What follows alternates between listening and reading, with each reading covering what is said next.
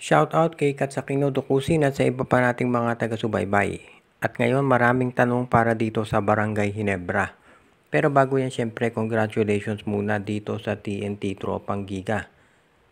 Talagang ang ganda ng pinakita nila mula umpisa nitong Governors Cup hanggang huli kaya hindi na nakagugulat na sila talaga ang nagkampiyon.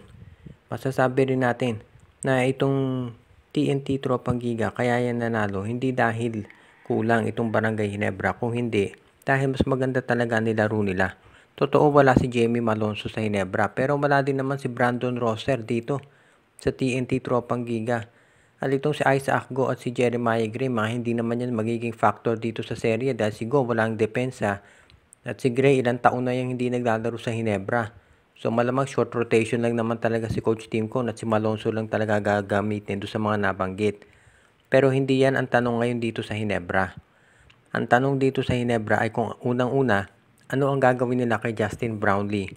Pangalawa, ay kung anong trades ang mangyayari. Una dito kay Brownlee.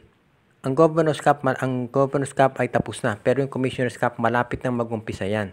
At itong si Justin Brownlee wala nang pahinga dahil yan naglalaro pa para dito sa Gilas Pilipinas. So, sa edad ni Brownlee na 36 years old at napansin na natin to, palagi siya nagkakaroon ng cramps.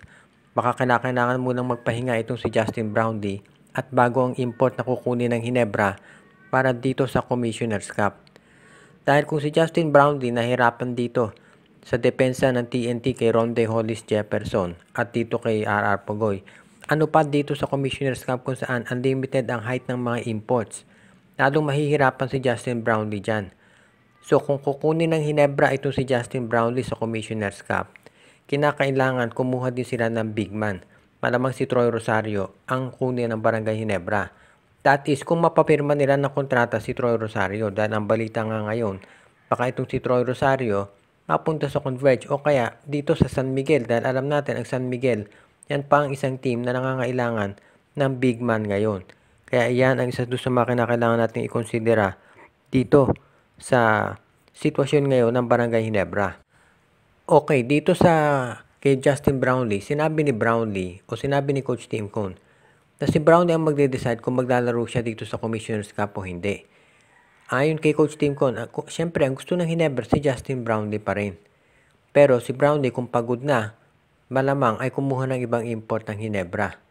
Ngayon naman, kung ikaw Hinebra, gugustuhin mo ba talaga na si Brownlee pa rin ang maging import mo? Kayong alam mo na aminin na natin, nag-iba na yung laro ni Justin Brownlee. Hindi na ito katulad nung dati.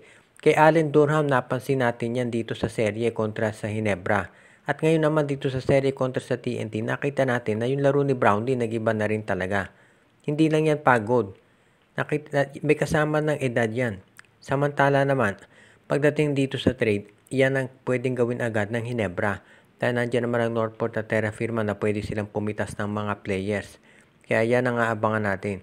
Itong gagawing trades ng Barangay Hinebra, pati na yung desisyon nila kung papalitan ba itong si Justin Brownlee at kukuha sila ng bagong import para dito sa darating na Commissioner's Cup. Dahil alam natin, malapit nang mag-umpisa yan. Kaya iyan ngayon ang pag-aaralang mabuti nitong Barangay Hinebra kung ano ang gagawin nila.